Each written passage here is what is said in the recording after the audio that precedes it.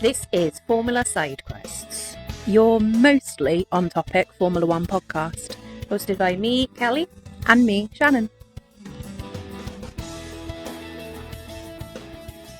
Hello, welcome to Formula Side Quests, your mostly on-topic Formula One podcast with me, Kelly. And me, Shannon. This is race roundup of Suzuka, race 3 of the season so far. Yep. As we record this podcast, we are obviously in Britain, what with us being British. Where's this going? Just bear with me. Okay. Obviously the race was in Japan and therefore was broadcast on British TV at 6 a.m. Now, it was a very strange thought process that we went through. We were flip-flopping a little bit. As to whether we were going to go for it live or not. And then we were like, no, we are going to go live for it. Because the thing is, it was British summertime. So the clocks changed and they went forward, which meant that we would have an hour less sleep. But we'd have to get up at 5:30 to watch the race at 6. And we were like, no, we can do this. We are going to do this. We are going to do this. Unfortunately, somebody decided to become ill. I'm sorry. And I woke up at 5:30 to my alarm going off, which is a nice little tinkle of alarm. It's very melodic. I didn't hear it at all, so No, it I must know. have been, yeah. To a text message from Shannon going, yes, I'm ill. I am not going to wake up. I have taken my 5:30 alarm off and I am going back to bed. I can only apologise. Which is absolutely fine because I was kind of waking up with a bit of a migraine. Yeah. My body's completely given out on me again. I've been too busy. There's too much going on. And it just noped out on me. So the conclusion was that we would watch later. So this podcast is going to be we're about now 5 hours behind the world. Yeah. With race results. Yeah. But B also probably quite low energy in comparison to where we normally are. My head feels like it has about 50,000 of those monkeys with the cymbals. Those going on. It was the quietest we've ever been during a race because neither of us could take shouting. My chest also couldn't take shouting. Yeah, there was a moment towards the end of the race where we were just like, oh God, ow, yeah. ow. So this is an interesting one. We also mic'd ourselves during the race with the full knowledge that once we got to this point, we're going to chat. We've got some things to talk about, we've got some things to say, but we both know that we're not on our A game. So we thought that we would fill the rest of the time with some clips of the times that we were vocal during the race. Yes. And I think there were a couple of gems. There were a couple. But the hilarious part is that Kelly has now got an hour and 53 minutes of recording to go through. Yeah. Of which I imagine 53 minutes is complete silence. I would probably say more than probably more than that to pull out any interesting clips. So that should be good. So yeah, the general vibe is we watched it hours later than we should have, than we planned to, and neither of us are feeling great. No. So on that note, shall we begin? Yes, let's begin. Where to begin? Well, I suppose. Let's begin at the beginning, which is for the first time in the 2026 season, 22 cars lined up on the grid and 22 cars left the grid. They did indeed, and 22 cars continued to be on the grid for a good number of laps. And actually, we only had one mechanical retirement. We did. The other retirement was a crash. So that felt a little more like the old days. Yes. A little more like it should be. It was, even Crofty in commentary was getting excited about the fact that we were having 22 cars that were actually starting the race, which I think just goes to show how, even only 3 races in, as fans, we've all got a little bit pissed off with the whole, the car just simply won't work because there's an electrical issue. So that was a nice start. It was a good Yeah. start. And even the DNF, which was a mechanical issue, it wasn't electrical. It wasn't. It was Water. They're just making it up now. Yeah. But we'll come back.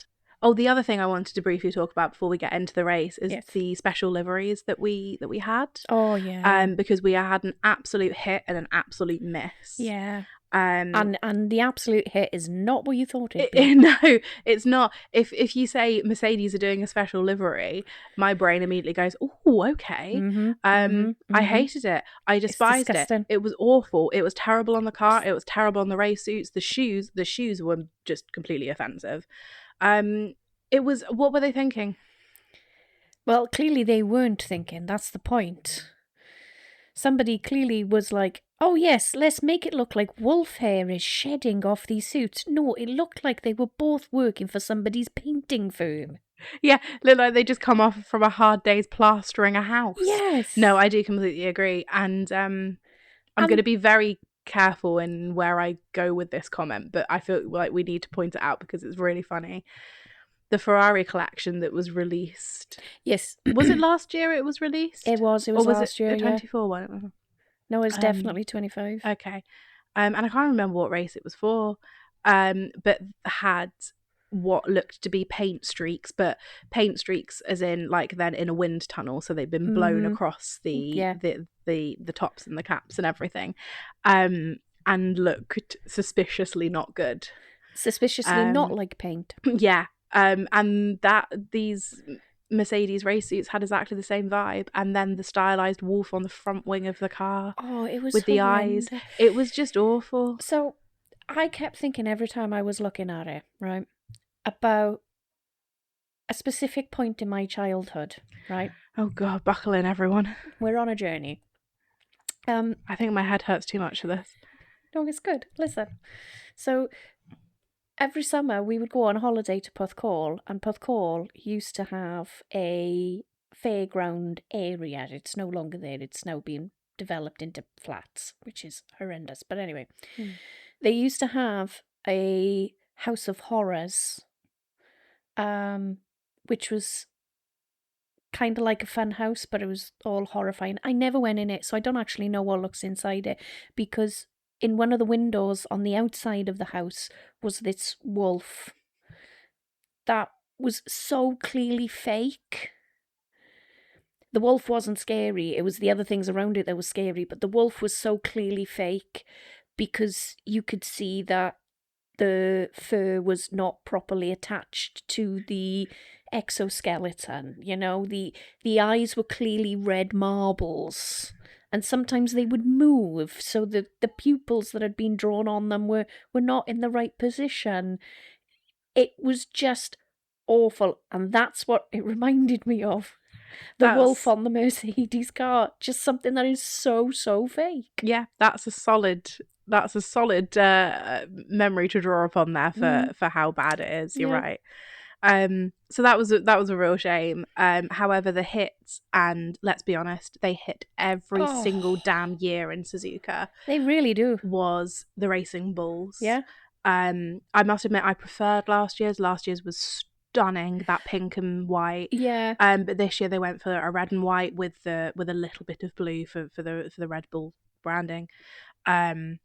Gorgeous, absolutely gorgeous. And then Liam's got a pink helmet anyway. Yeah. So yeah, they hit really well. And again, it wasn't just the car; it was the suits. It was the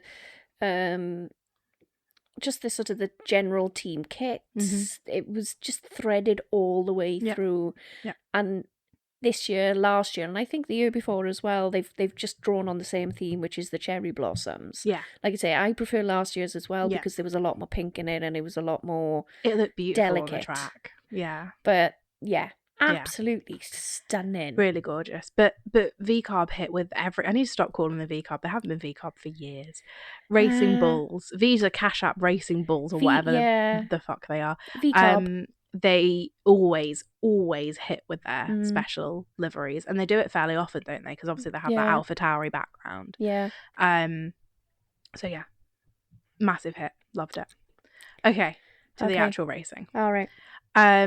So to the actual racing. Yay. So, off the line, we had the Ferrari rocket ships. Yes. As we have done for the last 2 races. 2 races as well. But then suddenly, oh, what's this coming round the outside? A papaya rocket ship. I mean, hello, Oscar. Oscar comes straight from third, puts it in first. Beautifully. I couldn't... No notes. It was great. I'm obviously going to play devil's advocate. Kimmy did have a bit of a wheel spin and a bit of a dirgy start. He did have a... Dirgy is a good way of putting it. Yeah. Yes, he did have a dirgy start. But I don't think... If you consider how much George dropped... Yeah. If you consider that Lando also got up, Lewis also got up, Charles also got up. Like, it Oscar wasn't... just sweeping around the outside and taking all of that was absolutely fantastic. Yeah.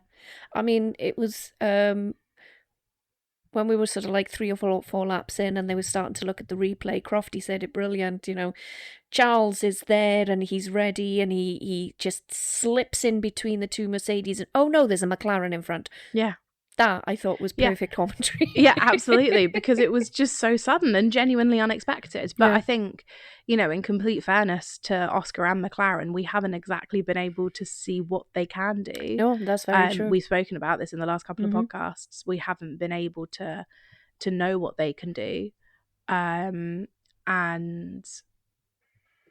it wasn't a great race for Lando, but he did keep himself in the mix. Yeah, and I mean, him and Lewis battling as well. Yeah. Lewis, you could say the same for Lewis, that it wasn't his best race so far of the year, but the way that him and Lando were constantly swapping, there was consistency between them. Yeah. Yes, absolutely.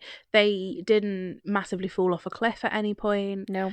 Yeah, I would agree there was consistency. But then I felt everyone that was behind Kimmy until about P7 had weird emotions about their race. Because Lewis was just unhappy. I mean, we've just seen all the media pen interviews and stuff. He just wasn't happy with the race. No. Charles got on the podium, which we were both very pleased about, as always. But he didn't seem satisfied with what he'd done. Yeah. When they were speaking to him afterwards, he was sort of like, no, we got the maximum out of the car, and I do believe that to be true, but he wasn't happy with it. Whereas last race, he finished 4th, lost a podium to his teammate, and was super happy with it. Yeah. And like literally both him and Lewis were vibrating with how excited they were. And I do really think that Ollie Behrman's crash has fed into the way that they're all viewing this race in quite a significant way. Yeah. And I think actually the rest of what we're going to talk about is going to surround that crash. Yeah. So it was around lap 23 that Ollie had a really, really big one. Yeah. So it was to do with the closing speed of Franco Colapinto in front of him. Franco just had used his battery recharge in a different way, whatever it might have been, and was coming up to a turn. significantly slowed down. I think there was a 50 to 60 kilometer an hour pace differential. So suddenly Ollie's just met with the back of the car, and the only thing that he can do is move out to the left to go round him. Goes onto the grass, starts hitting all of the distance markers on the left, shoots across in front of Franco and ends up in the wall at 50G.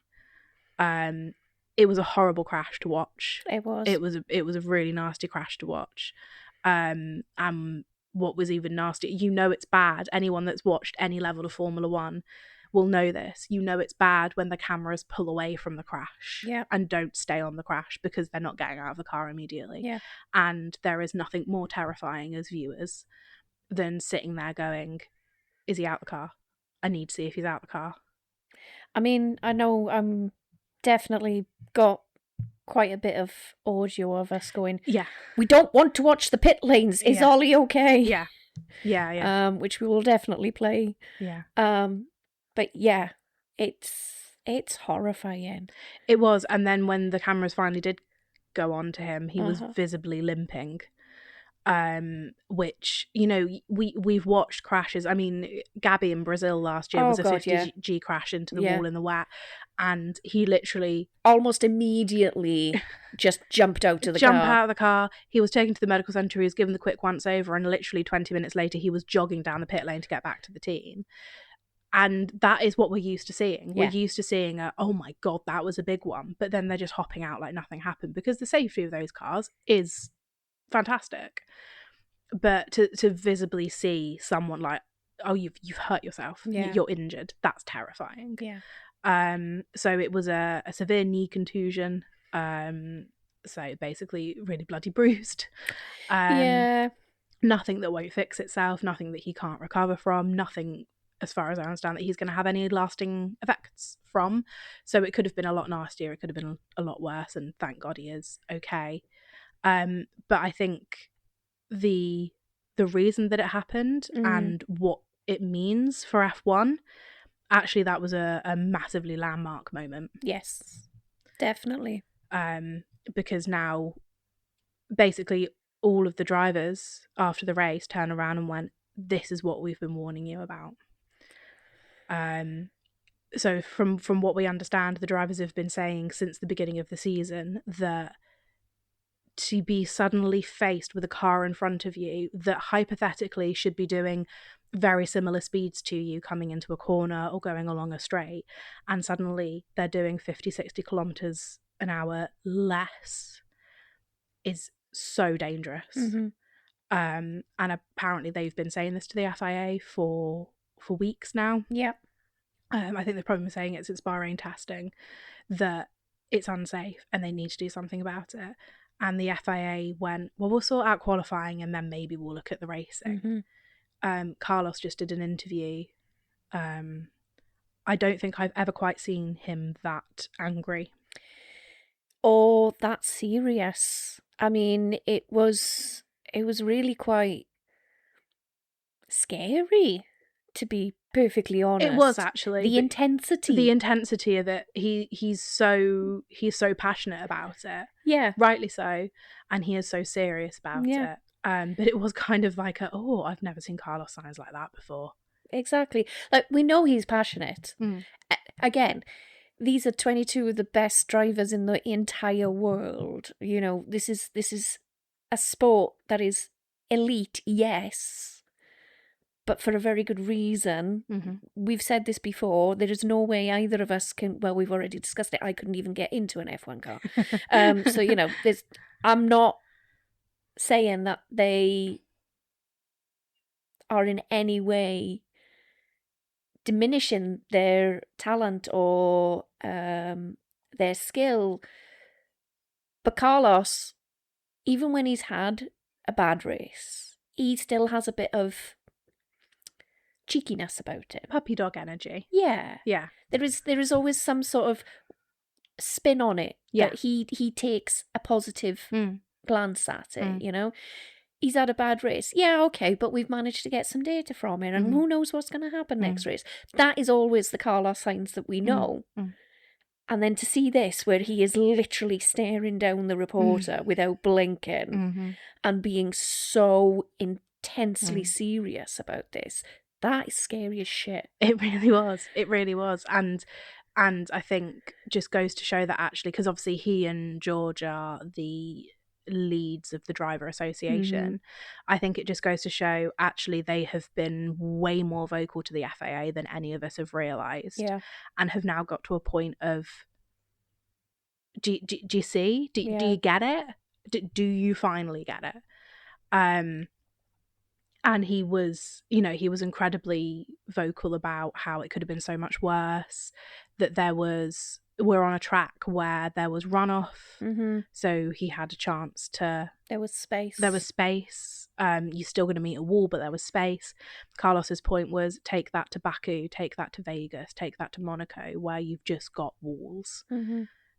When you are faced with that, a 50G impact, when you have had quite a few meters of space, suddenly becomes a 70G impact when you have nothing. And that's life-threatening. Yeah. Lando made a comment. I've been reading them whilst we were faffing in between. Lando made a comment about, again, if you don't have any runoff, you're flipping and you're going over a wall. Max has also been incredibly vocal about it, Yep. saying that it's just not safe. And I think possibly the whole vibe of the media pen afterwards was informed by that concern of, we've had a driver who's actually been hurt by their crash, which we haven't had for a very long time. Yeah. And B, it's happened because of something that they have been saying is going to happen and is going to be incredibly dangerous for a very long time. And the FIA have gone, yeah, but the racing looks exciting. And that is really scary. Yeah. It's really scary. This break could not have come at a better time. Yeah. I mean, obviously we were saying this after China, you know. Oh, yeah, okay, so the Middle Eastern conflict is a bit annoying because we've had 2 races cancelled. We're now down to 22 races rather than 24 races, blah, blah, blah, blah, blah. We were obviously excited about the prospect of the teams being able to use these 5 weeks now to look at the data and tweak things and maybe, you know, in the case of Aston Martin, actually build a fucking new car, you know. From scratch. But it's now not such an exciting break. Now it's a shit. FIA, you seriously need to look at this and sort it out. Because if they don't, I can honestly see these drivers turning around and going, nope, I'm not racing. I completely agree. That there will be boycotts. Yeah. I do completely agree, because I think it's unfortunate that the way it was going to get orchestrated was by it actually happening, and thank God it wasn't worse. But I completely agree that I think there's enough of them stood there going, no, this is just fundamentally unsafe. And it all feeds together, it all weaves together, because everything that Max has been saying about how unenjoyable racing is has fed into the same issue of sometimes you have speed and sometimes you don't. Fernando Alonso, a quote from him after this race was, you don't overtake anymore, you make evasive maneuvers to get yourself out of the way of the car in front of you that's just lost a load of battery. It's not overtaking, it's going round them so that you don't crash into them. Lando has said very similar things about 1 minute you have battery, 1 minute you don't. It's really difficult to use. We watched in this race, suddenly Charles just shot past George. Not because he had better closing speed, not because he was going to make a pass anyway, but because George simply ran out of juice. It's insane that A, it's not good racing, and B, it's not safe racing. So the FIA have released a statement saying that apparently, we were always going to review it after the first few races. No, you fucking weren't. You weren't, and Carlos has just outed you for that. But they've released a statement saying that throughout April there are going to be a number of meetings held with teams, with manufacturers, with engine manufacturers, with the drivers to talk about what they need to do. And I imagine what will come out of it is that no one can adjust their battery recharge things. Everyone will just get one standard. This is the setting that you put it on. Which is what they've now done for qualifying, isn't it? Yes, I believe that everyone has to put a certain setting on for their engine. They'll probably add that into the race as well, so now you won't get people suddenly doing 50 kilometers an hour less in front of you and you have to make an evasive maneuver to not crash into them. But we shouldn't have got to this point in the first place. No, very true. Very true. It's awful that it's happened. It was horrible seeing Ollie limping. It was just horrible. Full stop. But then obviously he got taken to the medical centre. And we saw clips of him later on then just sort of calmly walking through the garage, through the pit lanes. So, thankfully he is okay. He is okay. But of course, because of that crash, we had to have a safety car. And that was interesting. It was, because the pitting window had started literally 2 to 3 laps previous to that. Yep. So some cars had gone in. Yep. So obviously, we just before the crash, we had a Ferrari strategy. Sorry. Yes. Hang on a second. Do you want to say that again? We had a working Ferrari strategy. There is a God. I know, right? Yes, we did. You're right. We had a strategy call made by Ferrari, and brace yourself, everyone, because I know this is like literally unheard of since about 2011. It was the correct call. It was the correct call. Yeah. I'm baffled. Yeah. I'm baffled. Yeah, it worked. It worked. So Lewis had come in. Yeah, Lewis had come in. George had come in. Mm-hmm. Both McLarens had come in. Yes, both McLarens had pitted as well. And then we got the safety car. Then we got the safety car. George pitted literally like half a lap before the safety car. Yeah. And then was being incredibly vocal on the radio about how unlucky that was and how much it was pissing him off. Mm-hmm. And if you do play those audio clips at the end, there is definitely me. Yeah, we were not impressed with the fact that he wasn't impressed, because at that point we didn't know if Ollie was out of the car. Uh-huh. We didn't know how injured he was. Uh-huh. And you've got George bitching on the radio about how like he's the unluckiest driver. It's like, oh, come on, dude. Yeah, it's just like, seriously. So anyway, but it gave Kimmy a free pit stop. It gave Kimmy a free pit stop. And it gave Charles a free pit stop. Lewis. Oh, because Charles has already come in. Oh, I got it the wrong way around. Yeah. And Oscar. No, McLaren's pit. See, this is all over the place. I can't remember. That's okay. It wasn't that long ago. My head hurts. It's fine. So, essentially, Kimmy and Charles were the ones who immensely benefited from that. But then also, again, we had the issue of when Lewis was coming out of the pit lane, he was of course, going slightly slow. It wasn't a major issue. He was going slow because, of course, there was the safety car was out. Mm-hmm. However, it just meant that he came out just behind George. Literally just behind George. And actually, he was being cautious, rightly so, in making sure that he was joining at the correct speed limit within the safety car. But actually, if he'd been slightly less cautious, he probably could have made it out to P2. Yes. Which is a real shame. Yes. But one of those things. Yeah.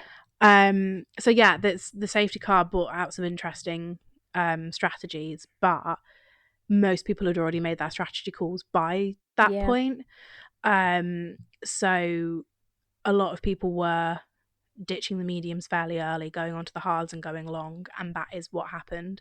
So post safety car, which was lap 23, we then didn't have pit stops. No. After that.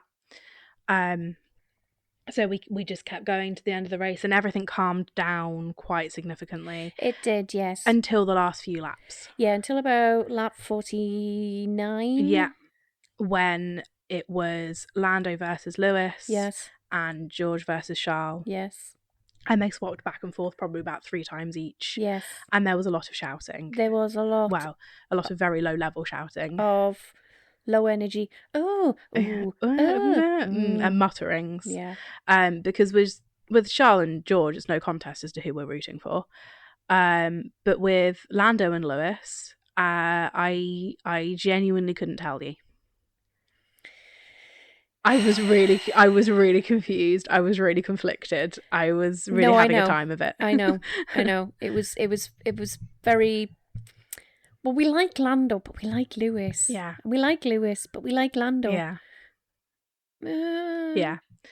Anyway, Lando Lando got ahead of held it Lewis in and the held end. it. Yeah, it was actually a really, really smooth move. It was a smooth move. You're And right. obviously the lap before, Lando had overtaken Lewis on the home straight, and then Lewis had managed to come back round on turn 1 and then kept it going into turn 2. So the lap later, Lando is then like, no, I'm going to do this again. Yes, but because this I know what time- I'm doing. This time. Yeah. So as he overtook Lewis on the straight, managed to make himself as wide as a tank, so that Lewis couldn't come back round on the outside. So that by the time we come to turn 3, Lando was It's done. He was what, 0.4 of a second Yeah, ahead. he'd really gone for it. And then George, I think, yeah, like I say, took Charlotte probably about 3 times. They swapped back and forth, but in the end, Charles did reign victorious. He did, and yes. get onto the podium. But like I say, it was from him a very low energy podium. It kind of was for Oscar as well. Yeah. His wonderfully sarcastic radio call at the end of, oh well, when we actually start a race, we're not bad. Yes, dear.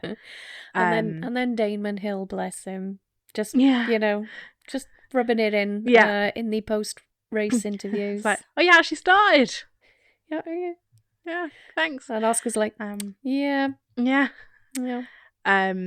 Kimmy was obviously ecstatic at his win again, as he should be. He should be, yeah. It was a stonker of a drive. Yeah. He just got out in front and stayed there. So yeah, massive congratulations to him. He's now the youngest ever Drivers' Championship leader. Yep. He's the youngest ever person with 2 wins. Yeah. Consecutive wins. Yeah.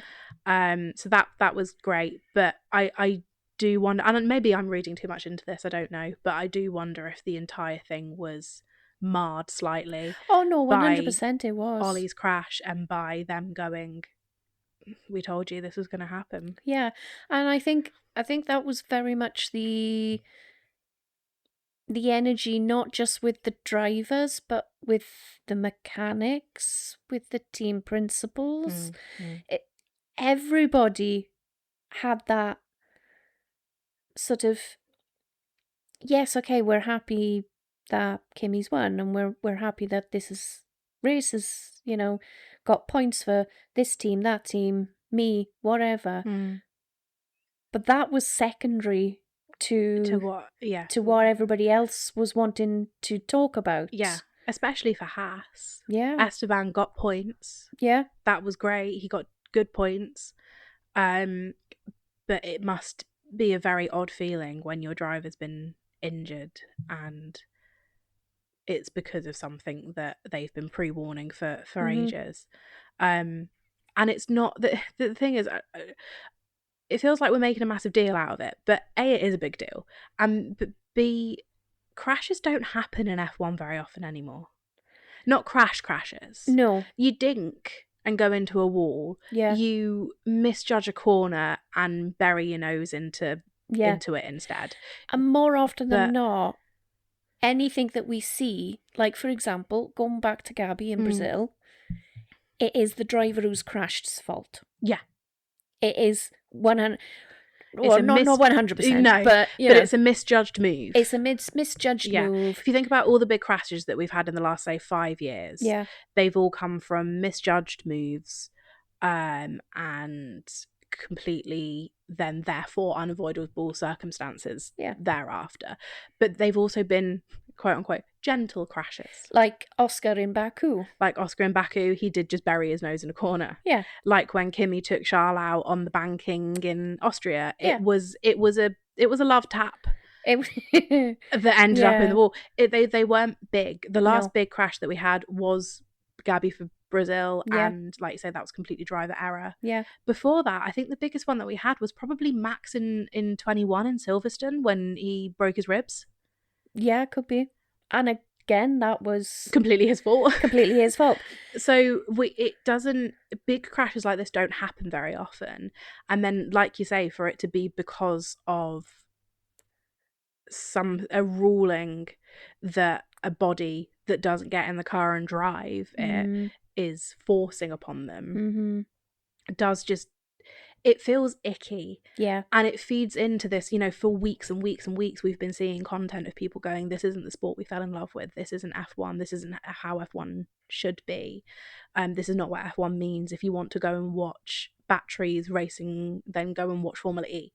That's what Formula E was made for. You were telling me that even the creator of Formula E is like, F1 needs to stay in its lane. Yeah.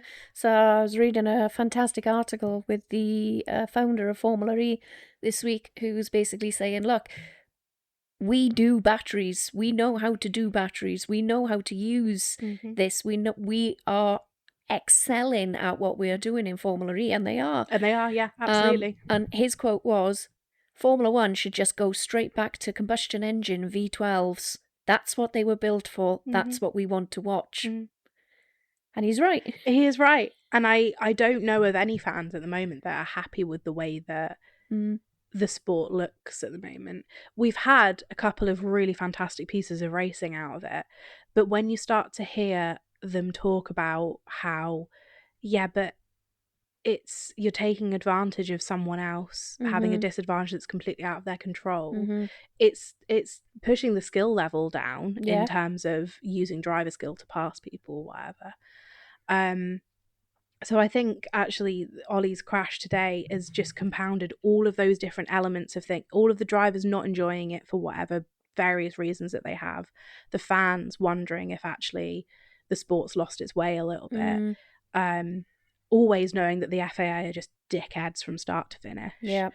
It's all compounded in a guy in his early 20s knackering his knee in a crash that shouldn't have happened. Yeah. So it gives me the ick slightly. Yeah. It does.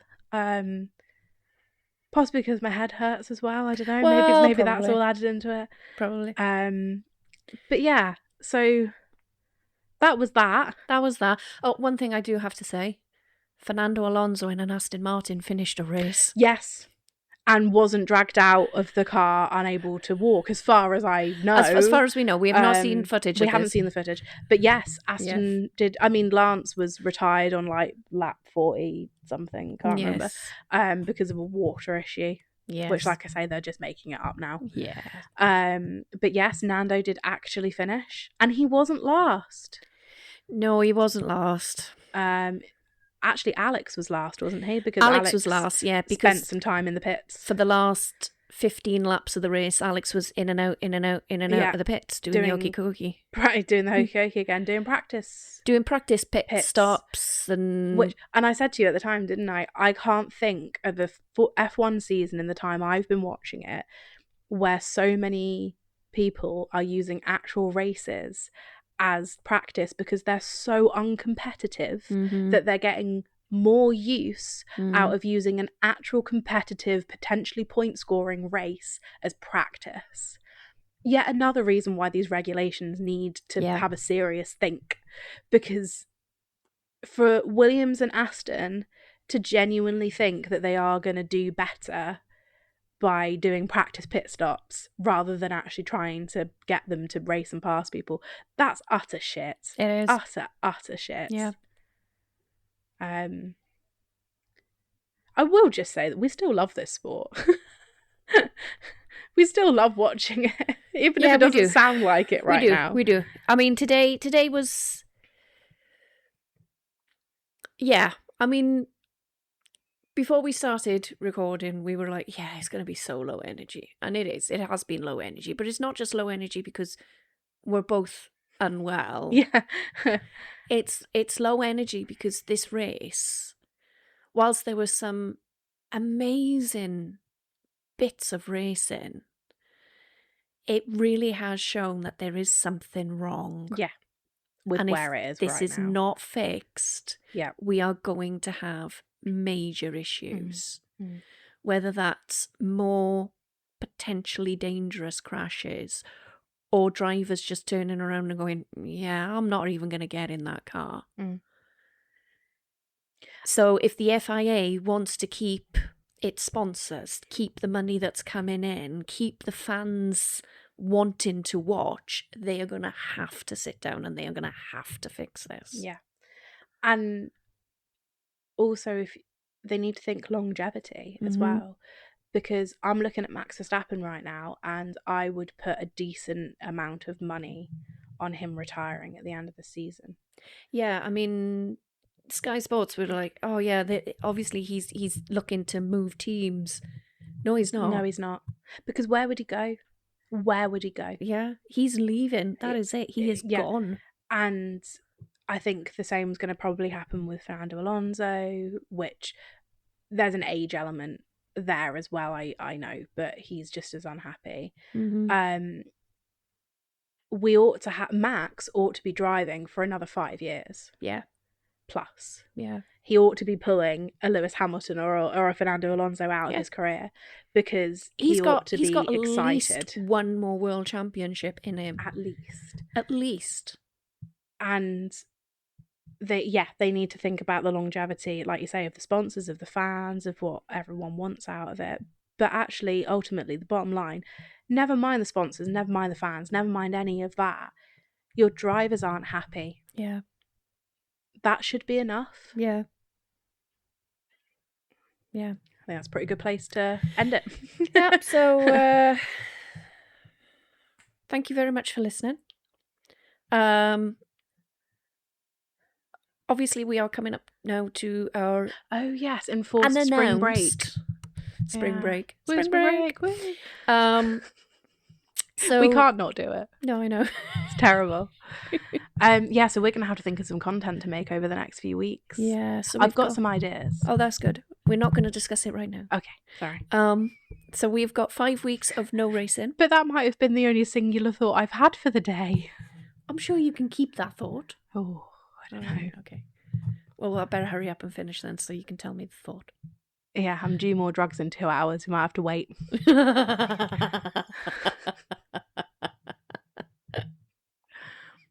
So we will have more content, do not worry. We will be putting out at least one more, possibly even 2 more podcasts. I think we've got 2 in us. Yeah. I think 2 in 5 weeks is a reasonable ask. Yeah, I think so too. Anyway, thank you very much for listening. This has been Formula Side Quest, your mostly on-topic Formula 1 podcast with me, Kelly. And me, Shannon. Bye. Bye. Yay, there's 22 cars. We're actually starting a race with 22 cars. And Cadillac aren't at the back. No. I like how Crofty didn't actually say her name. Didn't say her name, and also watching from the expensive seats. Hilarious. Her Imperial Highness. And we'll leave it there. And that's They're it. sat in the expensive seats, that's all you need to know. Oh. Oh, that's interesting. So why has Valtteri gone hard? I don't know. Why has Valtteri gone hard? I put plural on the end to save that on purpose. You've ruined it. That's it now. Have I? Ooh. What? Hello, Toto. Why is... I don't know. What's going on? I don't know, but I like it. Why is Toto not in uniform? I don't know. Why is he not in team kit? I don't know. But he's sitting in the garage in a leather jacket. Honestly, they got him to do one photo shoot. And now that's it. I bet it's Susie, really. Susie's like, Do you think? you are not fucking taking that shit off. That is it. That is all you are wearing. Right, shush for now. Alright, sorry. We're starting now. Okay. And there's something you never thought you'd hear. Esty Bestie trying to take Max Verstappen. What is going on? What kind of upside down, topsy-turvy world do we live in? Oh. 2006. Did you see how much Charles was sparking then? No. I just had Vegas 2025 McLaren flashbacks. No, don't. No, I cannot be talking planks again this year. What an excellent line. Oh. I mean, that was a beautiful move from Kimi, but I don't think I like it. Hurly-burly skirmish. Love Yes, it. Crofty. Thank yes. you, Crofty. For fuck's sake. We're only 3 races in, and I am so sick of hearing the battery deployment's not working properly. If you are putting drivers in a position where they have to rely on battery deployment for 50% of the time, make it work properly. Yep. It's driving me balmy. Or we get rid of it. Or we get rid of it and we do this incredible thing where the engine's just an internal combustion engine. No, it's basically DRS. But people get angry if I say that. I don't. No, because you're sensible. And I agree. It's because I'm right. Did Crofty just call Lewis Hamilton a wily old fox? Yeah. Amazing. I think Oscar was sitting there going, I am going to get ahead, yeah. I am going to show you all what I can do.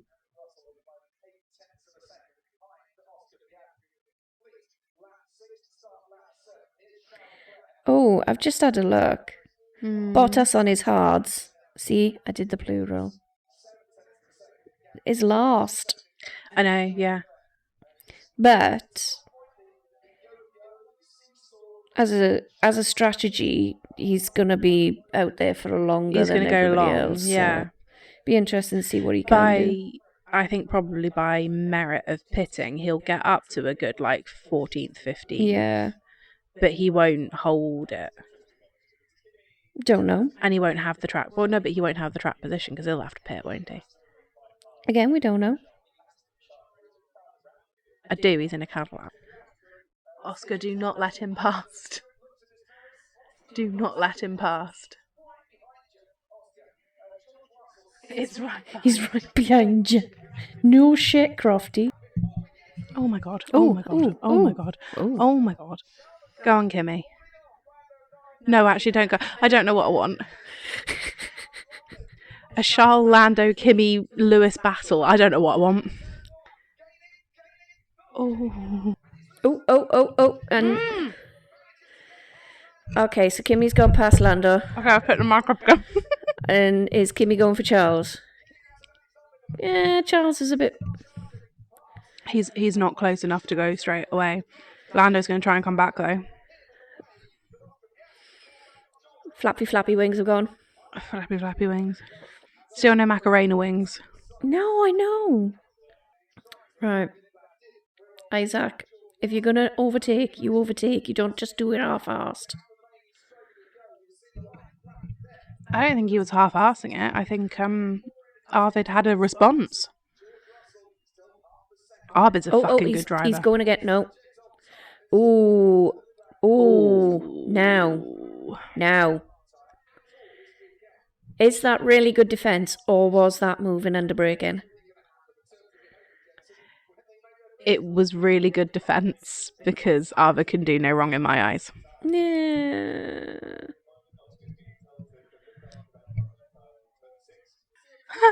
Sorry, has Liam's transponder just fallen off the car? What? Why have we lost telemetry? Why don't I have telemetry? This is my biggest pet peeve. Is it because Liam Lawson's transponder fallen off? He's fucked it up for everybody else, twat. Oh, there he is. He's back. He's back in 12th. Okay. No. Oh, No. Kimmy. No. Ooh, nicely done, Charles. Are you seeing the sparking, though? I am seeing the sparking. I don't want to be talking planks this year. Thank you. God fucking damn it. I can't be having that. I can't be having you making stewarding decisions that are correct. I can't be having that. I've found an absolute limit. That's my absolute limit. No, come on, Charles.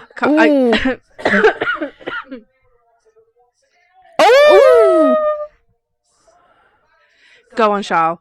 Go on, Charles. Go on. Put your fucking foot down. Come on. Yes. Oh. Okay. Okay, if Krusty thinks it's a sensible Yeah. decision, I trust him. Yeah, but this is Ferrari. I know. Sensible decision and Ferrari they're not synonymous. That was a fucking good pit stop, though. Oh, hello. Go on, what was the time? That Go was on. sexy. Oh, 2.1! 2.1, yes! Oh! Hello. So if Lando, Piastri, I mean, even Charles are doing some really good times on the hard tyres, what the fuck was wrong with Bottas? And don't say Cadillac. I was going to say, do you want me to answer that? Because don't I have say Cadillac. 2 very rude answers for you. One of them is Valtteri and the second one is Cadillac. You're nasty. Yeah, I am nasty. Shit. Ooh. Go on, Max. Go on, Max. go for him. Go on. He's Shit. Yellow flag where? No, Ollie. No, Ollie, are you okay? Shit. No. Is that going to be a That's going to be a safety car, at least. It's going to have to be a safety car. Safety car. Shit. Fuck. However, George didn't benefit from the free pit stop. No, he did not. That we can hold on to. Oh my god, he fucking wrecked the fucking place. Oh, Ollie. Is he out of the car? Is he out of the car? Can we please have that shot? I don't need an on board with Kimmy right now. I need to see Ol get out of the car. Is Ollie out of the car? We don't care about the pit stops. Although that was a very good pit stop.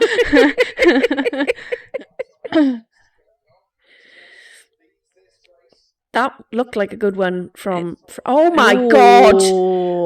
Oh, Ferrari, what are you doing? No. Oh, Ollie. No. Fuck.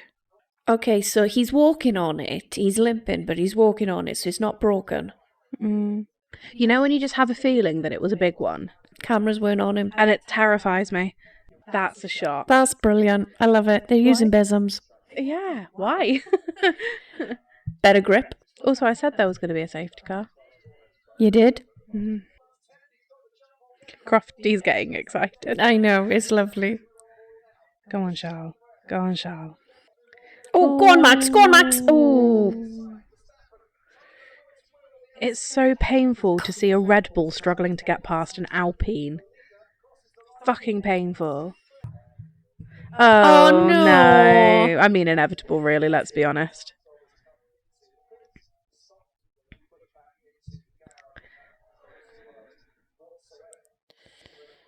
Aston Martin have an issue. What is the issue? I mean, let's be real, Cal. Box, we have an issue would just be, we just can't anymore. This year, yeah. Last year it would have been Stroll, you can't drive. Get in. Get in, we're giving up. We're going to put a peanut in the driving seat instead. It might do better. Sorry, that was really mean. That was really mean. I have a lot of respect for Lance in as much as he's forced into that situation and it's not nice. No. And he is making the best of it. Yeah. And again, we've said this. These are 22 of the best drivers in the world. In the world, yeah. So just because he's the worst of the 22 best drivers in the world, he's still the 22nd best driver in the world. Exactly. Oh no, that's a really good point. He's got 5 weeks to recover. 5 weeks to recover. Well, that's great. Genuinely, if you're going to do something like that to yourself, now's the time. That's not a tip, everyone. No more crashes. So, some hilarious news that I never thought I'd hear. Okay. McLaren have lost all power to their pit wall. So all the engineers have had to run to the garage to try and get hold of a computer and some screens. Because they've got nothing. Shit. So at this precise moment,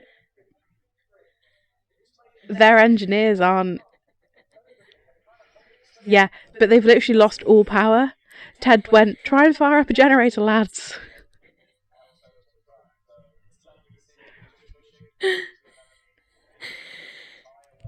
Wow. Okay. So they've got no access to anything Not on the pit wall. I imagine they can go and get all of that data in the garage. Yeah. But it's not ideal, is it? No. Oh. No. Fuck. Right. Double whammy. Fuck off. Okay, so we don't need to worry about the smoke coming out the back of Lewis's car. That's okay. The first time I've ever said that. Sorry, I blinked. What the fuck happened? How? What? We were watching it. How did that happen? I literally did not see it.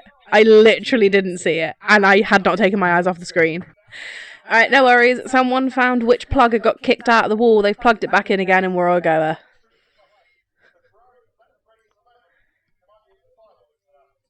But it was Jack Black. Get out the plug. Just sort of walked past and went, you don't need that. Yes. Okay. Shit. Okay.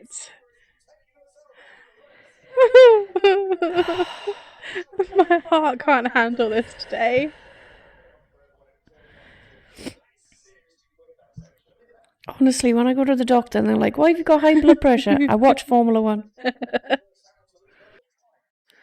Oh, what did Kimmy do? He would have gone wide. Bono was literally just telling him off. So... Oh no, Alex is back in the pit. So the Kimi Bono relationship is exactly the same as the Max GP relationship. Yeah, pretty much. Yeah. We've got a mini Max Verstappen there, haven't we? We have, yes. George, stay behind Charles. George, stay there. Stay. Do you think that will work? No. Especially as we're not watching it live. Like the race finished. Fuck off. Fucking hours ago.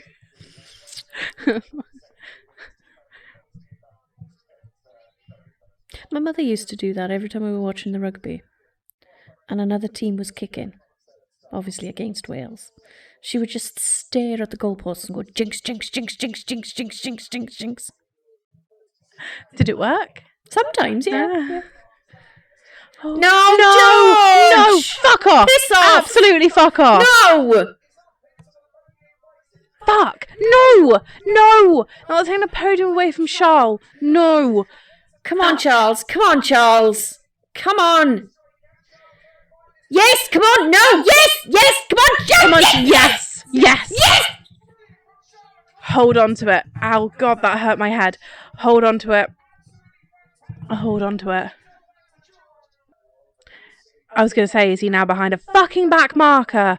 Nando, hold up George. Nope, that was terrible. Okay. No, see, Nando, where's your team spirit? You just did not understand the assignment, did you? Oh, Lando's just taken Hamilton again. Well done, Kimmy, well done. Good boy.